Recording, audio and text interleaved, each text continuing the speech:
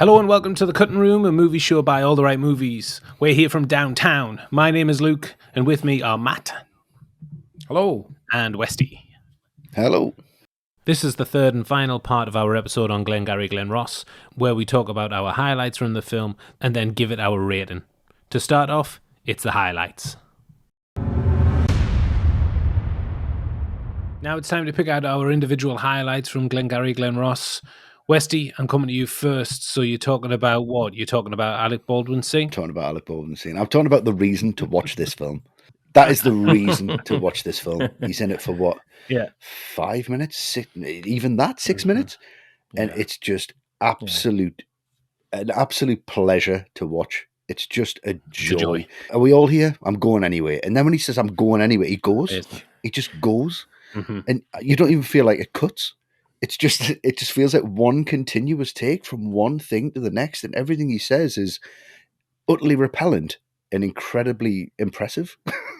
You can't close the leads you're given. You can't close shit. You are shit. The leads are weak. The fucking leads are weak.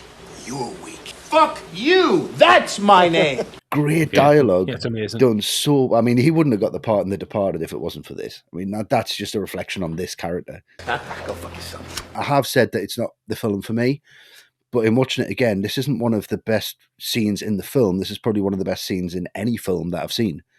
It's just glorious. It is glorious. Mm-hmm. I could put it on, watch up to this bit and turn it off. And you're not bothered about where they go from this. He just nails it. And then when he leaves, you kind of want to go, okay. And he picks up his silver suitcase and walks out. And he's like, you drove in a Hyundai. I'd ruin the BMW. That's my fucking name. It's just, you want to be that. You want to say that to people, but you can't. It's impossible to be that person. Because you have to be a complete arsehole to be that person. So I don't know how he pulls it off. I don't know how he does it. Despicable character with incredible dialogue. But incredibly lovable. Just a great villain to watch. One of the best kind of baddies in cinema, really, from this one sequence. Oscar worthy for me. It's absolutely insane. Yeah, it's amazing. Yeah. Definitely. So when you were saying about being in the role of Ricky Roma, he was actually in the frame at one stage, which I totally agree with you. I could see him doing that part as well. If they switched round and this was Pacino, yeah. I don't know. Forget about it. Maybe. He did this SNL skit. Obviously, he loves all that, doesn't he? Based on this scene a few years back, he plays an enforcer sent down by Santa Claus to rough up some elves who were complaining about their tools in Santa's workshop. It's hilarious. It's brilliant. Really worth check it out. I'm going to go for the scene where James Link, played by Jonathan Pryce, comes into the office to cancel the sale with Ricky Roma. It's 3 great performances here. Price is very low-key, stumbling and snivelling his way to canning the deal because his wife has put the blocks on it. He's even apologising by the end of it, even though Ricky's trying to stitch him up. I've got 3 days. 3 business days. Yeah, 3 business days. But he really isn't able to get a word in because Pacino and Lemon are on fire in this scene. Yeah. Holy shit.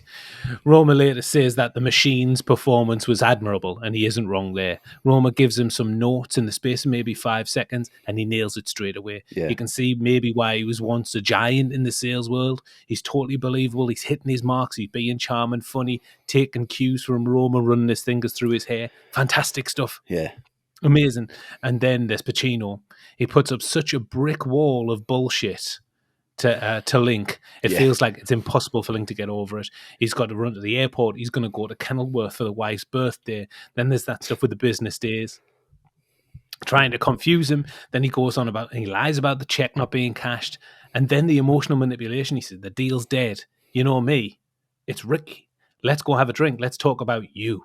Just a whole gamut of manipulation skills.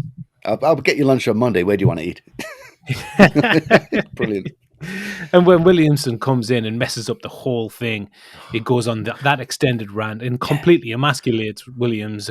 You fairy, you child. And then obviously the other dialogue that shall remain unsaid unless we want to get the bleeper out, Matt. Obviously you brought up the C-bomb again. Classic Matt. Amazing. Great, so good. Great. Yeah. Lemon gets a majority of the plaudits for the film, and rightly so, but this is one of Pacino's best performances for me. He is doing, like you said, Matt, he's doing a bit of the hoo-ha thing, and when he rants, he does sound a bit like Tony Montana. Yeah. Patel, fuck you. Fuck you, John. And your business being an asshole. I'm gonna go to him and figure out a way to have your ass. Fuck you. I don't give a fuck. Fuck you, man. Hey, fuck you, man. I was only kidding. But he is very, very good here. Yeah. It's just halfway between. You can see where he gets it for heat after this. Yeah, he's got definitely. a great ass. Like if you just let him go, it's gonna be up there. Absolutely, the next step up. Yeah. And Matt, what about you? What scene are you going for? Mine is the one that just follows on from yours, Luke, and it's when Williamson realizes it's Shelley who broke in and stole the leads. It's so well played by the pair of them. Yeah. Like you said when you talked about Lemon, so arrogant in this scene, so full of himself, because he made the sale. He'd had a pretty shitty day the day before, but brought it around this morning. Mm-hmm. And not only that, he's just heard Williamson getting almighty dressing down from Roma, and he just can't help himself. Just wants to rub salt in the wounds, and he's just preening, saying you have to learn on the street, not in the office. And it's the last bit when he just goes, "I'm done with you," and he just smacks his hands together in that really like arrogant manner.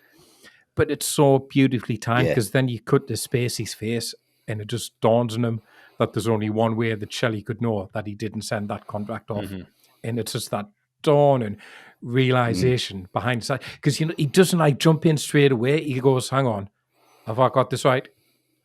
I've got this right," and then he goes with it. It's brilliant. So well timed. And then in retaliation, it's the look on Lemon's face when he realizes he's been caught out, and he just has nothing to say, because he just knows if he hadn't shut his mouth off, if he just kept quiet, he could. Well, I mean, I don't know if he would got away with it. It's still a pretty stupid thing to do. Yeah. There's only a set amount of people who would have done this, but even so, he could have possibly got away with it, but just completely sabotaged himself. And it's the switching performance from this guy who was on top of the world to a guy who's just in the worst trouble ever, and it's just groveling. Yeah, it's heartbreaking. It is, because it plays with your sympathy so well, because it starts off, I think you are on Shelley's side because Williamson is a shithead, but I can't deny there's a certain satisfaction I get at the end when Shelley knows it's no good, he's done for, and he asks Williamson why, and he just says, "I don't like you." Because I don't like you. Brilliant. When he, on top of like being found out about being the burglar, he's also the deal that he's been shouting his mouth off for the last 20 minutes.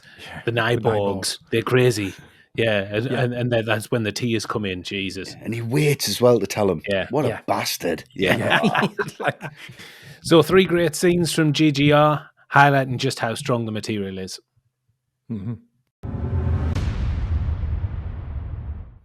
Okay, the final chapter, our summary and score. Westy, would you like to put us out of our misery and tell me what your summary and score is for Glengarry Glen Ross? I mean, it's not going to be full marks. We all know that. The summary's not going to be long. We all know that.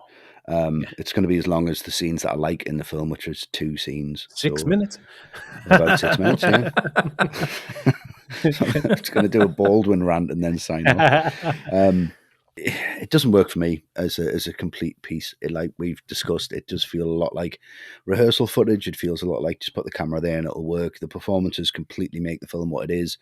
The screenplay completely makes the film what it is. Like I said, you could shoot this on anything with these guys and it would be electric. It would just work.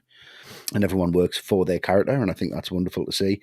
But it's not a film I'm going to rush back to anytime soon. To me, I don't like the opening credits. I think the shit. It's no, but the font. It's like the Frighteners or something. It's like Beetlejuice. It's not conceptually sound all the way through. It doesn't know what it really wants to be. It's like, oh, they look cool. Put that on there with a big splashy symbol and take the bass for a walk.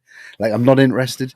And it's just it's not. It doesn't really sit with me, and it's kind of like, it smells like stale cigar smoke, and it's like that uncle that comes around and wears loafers. You know what I mean? And he's just a bit. Nah, really? Not for me. Yeah, just white socks and loafers with them little gold bars on them. Just try to be something he's not. I think the whole film's trying to be something that it's not, and if it didn't have this cast, it would work. Not as well, but it's the cast for me, not necessarily the direction and the writing. So for me, it's a 7 on 10. 7 on 10. Hey, okay, it could have been lower considering your comments, so respectable. Yep. What about you, Matt? I've really enjoyed talking about this. I did think it was going to be an interesting one to get into, and it really has been some like really good like viewpoints in this. And I do understand why people love this film, because there's a lot of love about it. Yeah. It moves at a cracking pace for something so dialogue heavy, which is just set in shabby bars and offices. It's really engrossing. And the performances, you know, to say there's not a single weak performance in there, that's, you know, underselling it, to be honest. Everybody is just so good. Even someone who you think, oh yeah, Alan Arkin's in this. Yeah. Alan Arkin is brilliant. Yeah, he is. But it is a film I've never been completely blown away by, and I think it does come down to the simple fact that it is too stagey for me, and I don't think Foley knows how to compensate for that. And I think the film in general, I just feel like the film needs to breathe a bit. It feels like the film gets me and it shoves me this way. Right, look at this guy. Look at this guy. Look at this monologue. Listen to this bit. Listen to that bit. And I just wanted to relax a little bit. I wanted to like ease me into this world a bit more so I get it a bit more. And it does feel, like I said, a little bit like an actor's studio lesson at times. And it is that theatrical nature for it. In a way, it's almost too lean for its own good. Like I say, it just needs to slow down a little bit and breathe a little bit. So it's what I enjoy. There's a lot to get out of it. I think it's very good, but I don't think it's great. So it's an 8. 8. Wow. Fantastic. Hey, you know, that's good too. That's good too. No judgments here. It's very good, Luke. No judgments here. Here comes the 10. Here comes the 10. Here it comes. Okay, well, revisiting the film for this episode was a joy for me. I knew we would always get around to covering the film in some guise at some point, eventually, which has stopped me from watching it in the last few years. But I think it's a real skill to get something like this to work as an engaging piece of filmmaking for me, because there is nothing in the way of action. It's all on the dialogue and the performances. It does have those incredible performances, delivering those wonderful, wonderful mammoth lines. And as I've said at the top, most surprisingly for me, James Foley's direction, which I was very impressed with this time around. I don't really have anything bad to say about the film, but it's not an absolute favourite of mine. Man, it's still a great achievement, though. And it achieves that on a lot of fronts, so it gets a 9 out of 10 for me. There we go. 789. Yes. Lovely. Yeah, ABC. 789. Lovely build. Yeah, so Almost Cadillac like what Brandon Eldorado for me. Set a steak and ice for Matt. Third place is you're fired, Westy. Good. Brilliant. Brilliant. So overall, Glengarry Glen Ross scores a fair, I would say, 24 out of 30. Decent score, good film.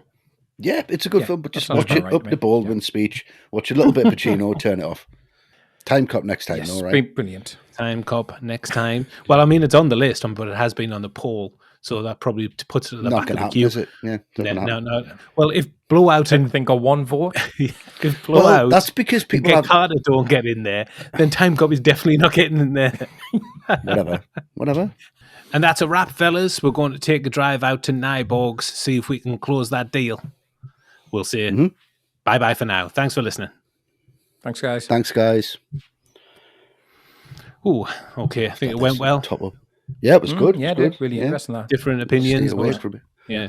But it is what it is. Yeah. Westy, put that coffee down. Coffee is for closers, Westy. Come on. Oh, for